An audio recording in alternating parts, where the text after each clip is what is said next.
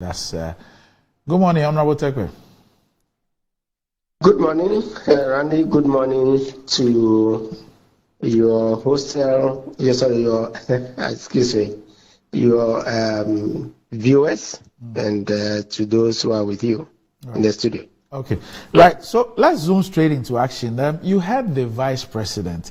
He speaks about unrealistic targets that the GRA sets for its officers, which leads them to harass businesses and individuals. He speaks about having a simple flat tax for individuals and companies. He speaks about reviewing the VAT structure.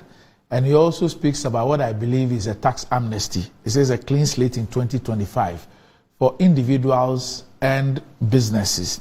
And he also speaks about a digital audit of businesses. And most importantly, he says that it will be done every 5 years. It should be done every 5 years. And he's also repeated the issue of scrapping of e-levy. We also know that we are on an IMF program, and there is also a tax revenue component in terms of the deliverables. What do you make of these proposals by the Vice President? Thank you very much. It's loaded, and I don't know how much time we have, but let me take the issues one after the other. Maybe you may interject after. So amnesty first. First of all, the government introduced an amnesty in 2017 under Act 955. There has been no accountability from GRA or the government about its access to Parliament. Of course, amnesties lapse, so it lapsed. We are going to do another amnesty. We are falling into the trap which stopped many countries from using amnesty, for example, India. And that is because when you do frequent amnesties or amnesties at certain interval, one, taxpayers expect that you will come back with an amnesty. And therefore, they just wait for the tax to be wiped out. So if we did one in 2017, down the road, we are going to do another one. Those who have been non-compliant, will just wait, for next year. And there will be pressure on whoever wins, to do an amnesty, because it's called in taxation race to the bottom. So what, do you expect an NDC response that they would also do an amnesty? So I think we should be very careful. And there are other reasons, apart from this slippery road. One, taxation is based on voluntary compliance. Taxation is based on me and you meeting our tax obligations, voluntarily, which we also call self-assessment. So what are you saying? You want a section of the population to be complying voluntarily, with the law, and then their reward is what? Those who did not comply would get an amnesty. Secondly, the tax mechanism through this voluntary compliance has a certain element of compulsion in it. That is, everybody working for Metro as employees, and even if you are a consultant, they withhold tax from your salary. Metro will withhold tax from before they pay you the net, and you are supposed to declare. So whether they like it or not, employees, contractors, service providers, and others are having their taxes withheld at source. Are we saying that all these people who have been dutiful, their reward is to allow those who have not complied periodically, to wipe clean, their obligation to the state? You see where the difficulty comes in, which is why many countries, have moved away. The alternative which we have in our law is to allow those who have not been compliant to come to an agreement with the Commissioner General, be given a period of time, maybe 3 to 6 months, to settle. their tax obligations. In order the tax system is deemed to be fair, and then we all move towards compliance, high level of compliance. That is what countries are doing these days, and that is what is in our law. So I would warn against this populist, quite populist, amnesty. And if we are going to do it, let us know what was the outcome of the 2017 amnesty and what was the level of its success, before we even launch into another, form of amnesty. So this is my first point now on amnesties. Okay, now, on the issue of harassment, the Vice President makes the point that the GRA sets unrealistic targets for its staff. And then they go, in order to meet these targets, they go harassing people. I want you to take us through something. I know that you worked with the VAT office before we had that merger which created the Ghana Revenue Authority. And then you became Deputy Finance Minister and then Finance Minister. When it comes to tax revenue targets, who sets them? And how do you go about setting these revenue targets? For employees, obviously your level of taxes, can be determined by GRA from your salary, and then they allow you, the necessary, they have the tables which they publish, which take account, of your salary. For most non-employees, corporations, individuals, and the rest, we come back to the voluntary compliance. You are required to inform GRA about your estimated annual tax. It is only when you do not do that the Commissioner General will use information at their disposal in the system regarding your history, or they would look at third-party information like supplies, from which withholding have been made to gauge your level, and various other factors, including even net worth. How did you build your house and things like that, to estimate your potential tax liability. And this is important for corporations and self-employed persons. Now, another misrepresentation, if I may use that word, is that, the taxes, these people who do not have withholding of their tax, are harassed and arbitrary high and the rest. One, you can appeal against the commissioner's, estimation. But the more important point is that as far back, and you mentioned the tax reform, as far back as Professor Mills' time as commissioner, what is done is that, let me explain quickly, what is done is that your tax is taken annually, and then you have to, for corporations and self-employed persons, you have to estimate, once the amount is estimated, it's divided into 4. And then you have to make quarterly payments. It used to be in arrears, but now, it used to be in advance, but it's now in arrears. I'll explain the difference.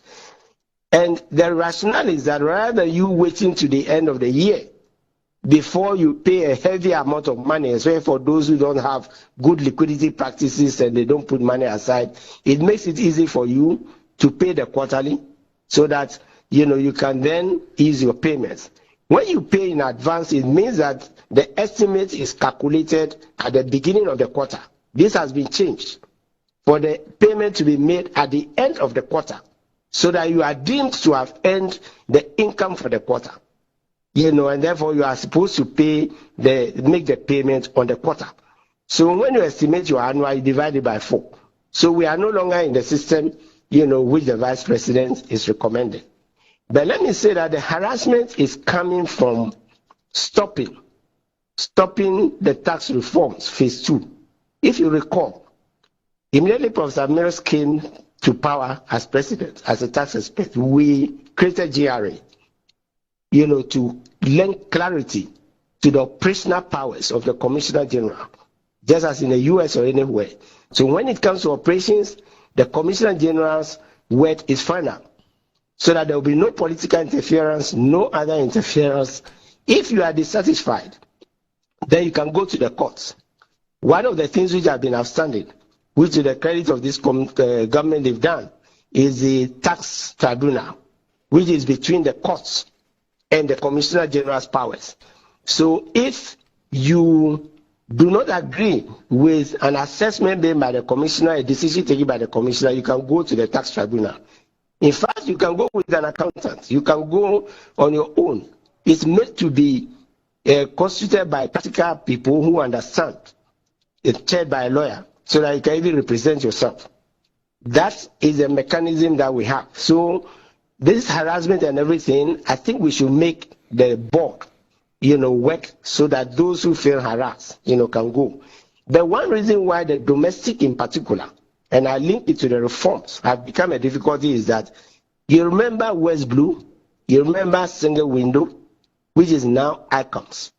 That was phase one of automation. If we call it automation, you can call it digitalization. The phase two, after the merger of IRS and VAT, was to have a comprehensive domestic tax IT system, which would interface with the custom system. That was going to be phase two from 2017, just like GIFMIS on the expenditure side from 2017. These reforms have been stopped. So the question is to the Vice President, why stop it? Because if you do that, let me give just two examples. We spoke about withholding from contracts. So if let's say controller, government agency, and other taxpayers who withhold and who file the return for the withholding that they did, then put it in their domestic tax system with your tax number, they can compare, for example, the VAT whether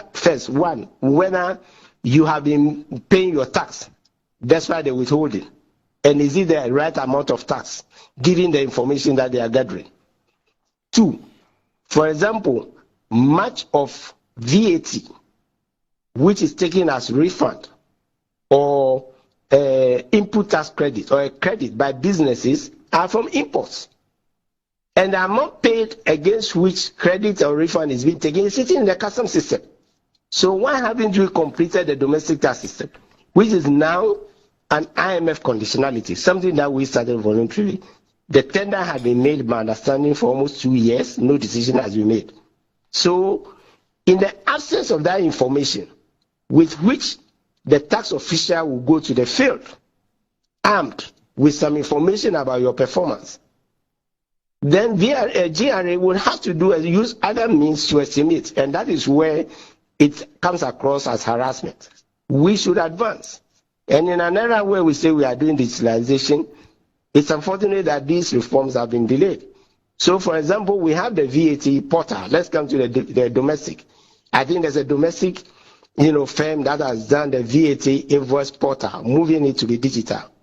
But without a GRA domestic tax system to analyze and use it to check the debits, the credits for refunds and the rest, what's the use? It's just sitting in the system as a database in the system for the company, and then it will be taken without information from customs and others, because the domestic tax system has not been done. This is how we improve compliance. This is how you go to the taxpayer, and then the taxpayer knows that you have information about them, and we improve compliance. And it doesn't look like a harassment. You are moving away from the arbitrary way of doing things, to a more scientific way. And let me link that quickly, to your point, the point that the Vice President made on field audits being done 5 years and the rest. No, it is random.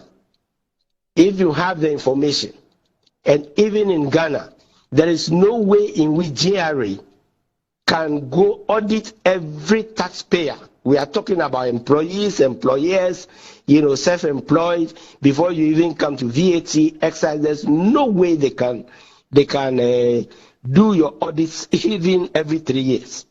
And so there is a random aspect of it.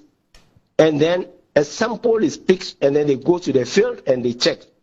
When you interface the systems also, you get information which show that some people need better observation, and therefore you can go to them, twice, 3 times in a year. Once they start behaving, then they fall under the random system.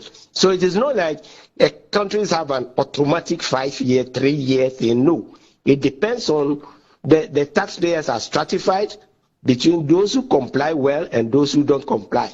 You cannot implement this system without the domestic tax system interfacing with the customs system, with the controller system, with even payments made by the bank. After all, that's why we are using the team and the rest.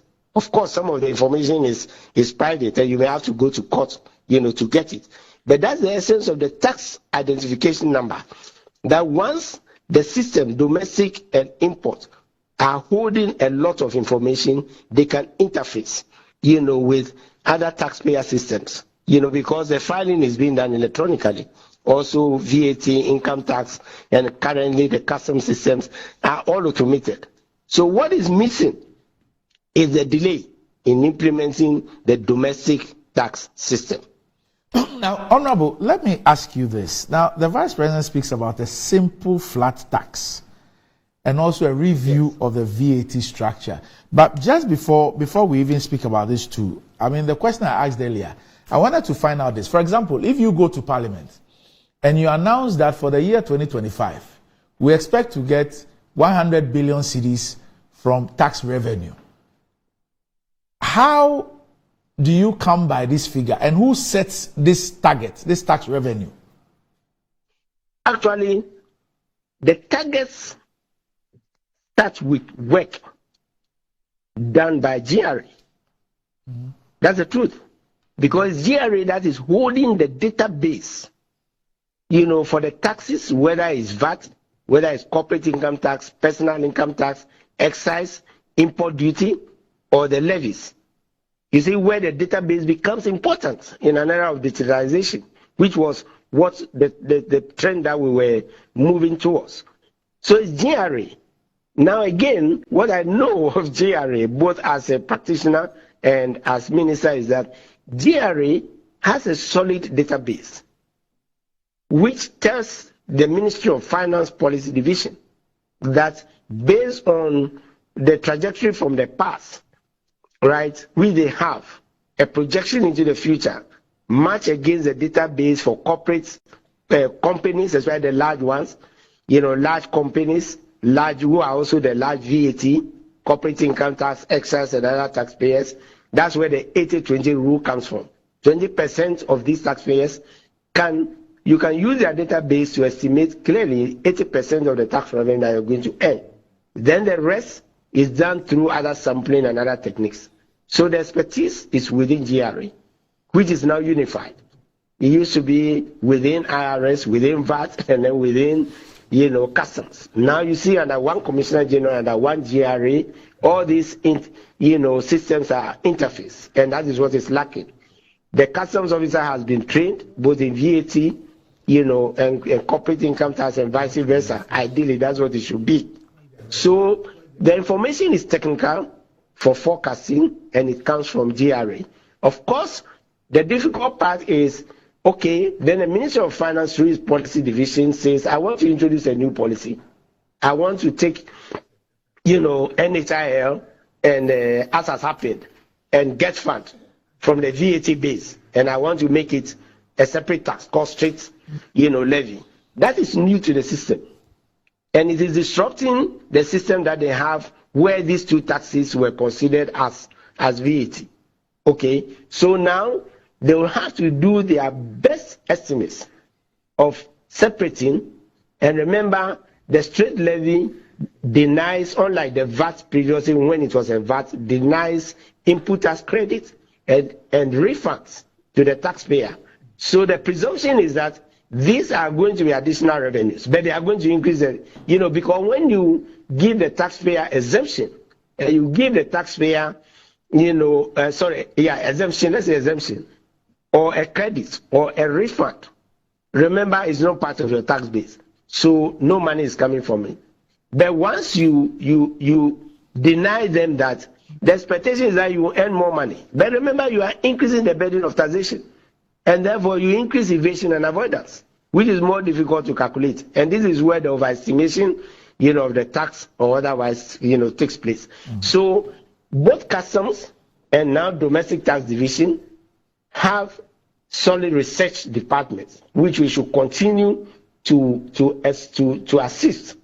But their knowledge and statistical knowledge, computer knowledge and the rest is limited to the extent that you don't have a domestic tax system to continue collecting the information.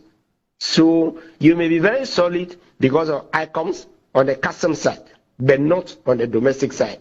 This is why it is urgent, that we do the retraining required, the restructuring of the offices since IRS and VAT were merged, and the automation of that system so that you can interface and do the estimation that you are talking about, better. If you do an overestimation, then obviously, since the taxes are going to be paid by taxpayers, they will feel the pinch because their estimates that are given to them after the law is passed will be higher, and it may seem higher than what they are capable, of collecting. Okay, so let's end up on the flat rates. Yes. Oh, you have a question? Yes, I said let's end up on the simple flat tax rate and the review of the VAT structure. Yes, the review of the VAT structure, I mentioned it in passing, because it is the most disastrous thing that has happened. And in fact, if you graph it, if I were in the studio, I would show you. If you graph it, you will see that since these measures were taken, we haven't increased the VAT revenue because together with the levies, increases in the corporate income tax, personal income tax, there is massive evasion and avoidance. And because the system is not automated on the domestic side, the taxpayers are ahead, of GRA. That's the simple truth. Now, when it comes to the flat rate, what is a flat rate? Are we talking about VAT? Are we talking about corporate income tax, excise, import duty? What the vice president is talking about appears to be for the personal income tax. The personal income tax, which is paid by employees and by self-employed persons. Remember, if you are an individual, you have a company, you pay the corporate tax. So let me start with the personal income tax. The personal income tax is not just for revenue. The personal income tax in every country is deliberately progressive in that it starts with people who have low income, right? Very low income, and therefore they are exempted from paying of any tax. They are the zero, they pay tax at zero, which we have been attempting to equate to the minimum wage. So it's assumed that anybody who is earning the minimum wage, cannot, it will be unfair to even collect a tax from him because they are struggling, okay? And they are paying indirect taxes and the rest already. Then there is a 5% rate, so that those who are above minimum wage, but below a certain level where you will say that they are meeting all their obligations, don't have to pay the tax, at 15%. So they pay, say, 10%. So it used to be 0, 5, 10, and then it goes up. And it ended at 25. It was the current government that increased it to 30 and today to 35, like the corporate income tax rate. So whom are they blaming for the complexity of the tax regime, including the removal of GET Fund and NHIL from the VAT base, so that businesses can get input tax credit and VAT, thinking they will make money, what is called cascading, And so they are the culprits, the victims of their own decision, right? Again, so the personal income tax, this is the reason it is graduated and deliberately so, because of a principle in income taxation that ability to pay. Those who have earned more must pay more.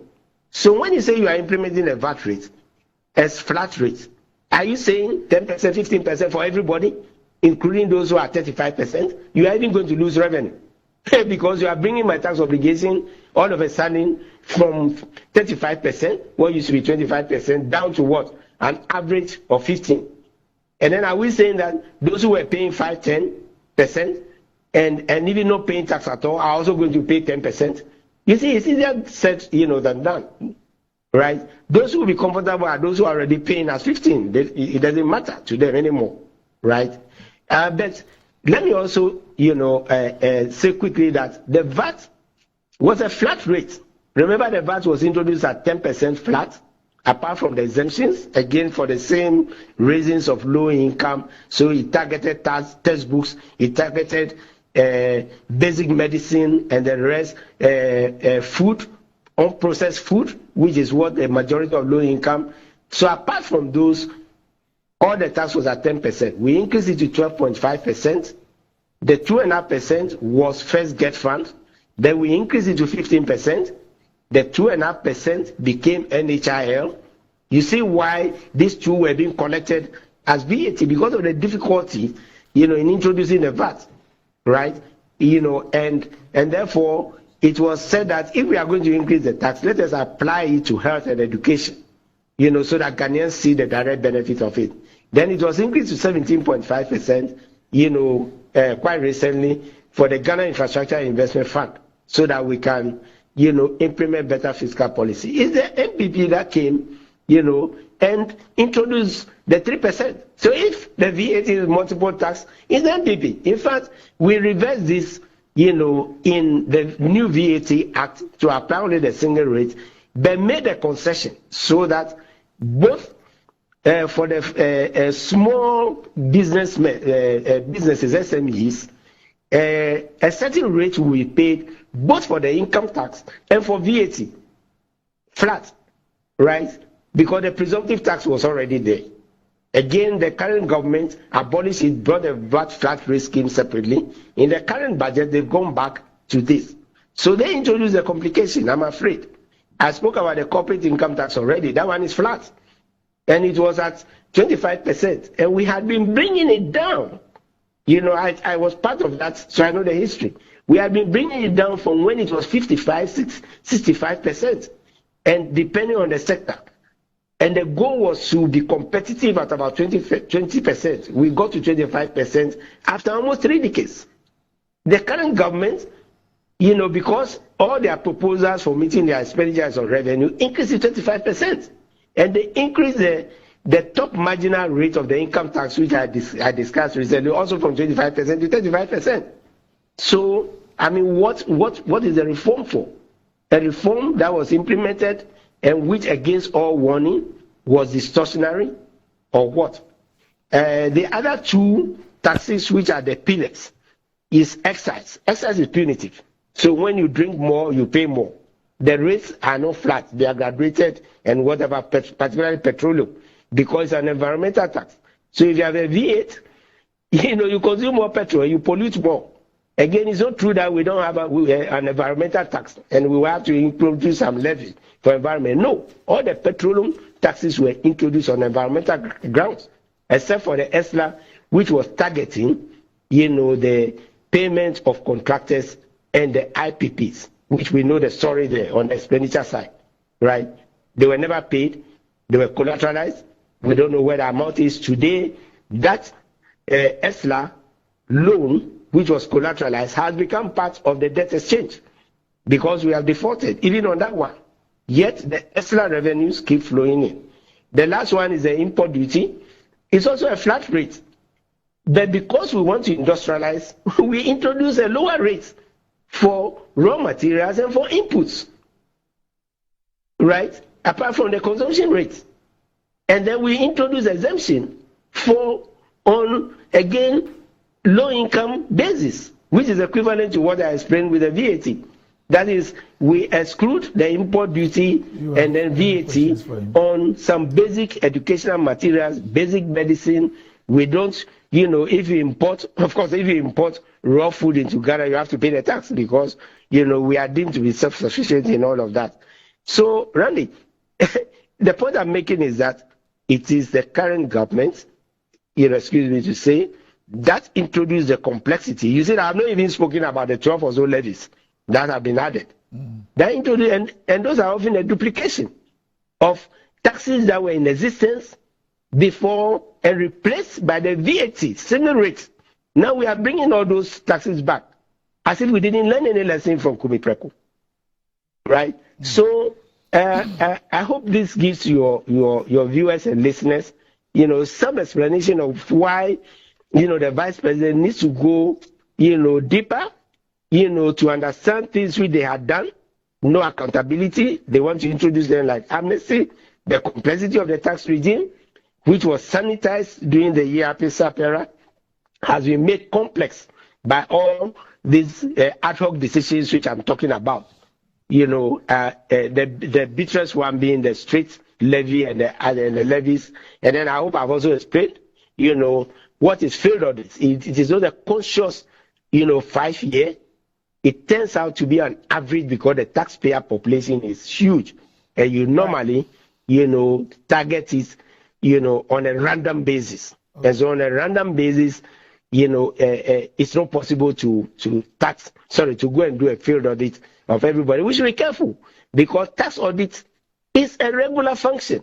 It is not about GRA sending people to go and harass people. No, it's a regular tax function. If we want to avoid it looking like, harassment, then let's equip VRA with the ITAX, the domestic tax system, so that I can gather information on taxpayers using the tax office number and using the national identification number, which used to be the tax ID number, to gather information about them, so that when they go, they are producing evidence to them of things which they have done in the economy, which they have not disclosed. All right. I hope I have done some explanation. Yes. Do you have any questions? Yes, you have, but there's a lot to talk about. So I'm sure we'll do our one-on-one next week. I'm looking forward to it. Yes, we'll do our one-on-one next week, definitely by the Easter. But thanks a lot, Honorable Seth Terkpeh, for joining us this morning. We're most grateful.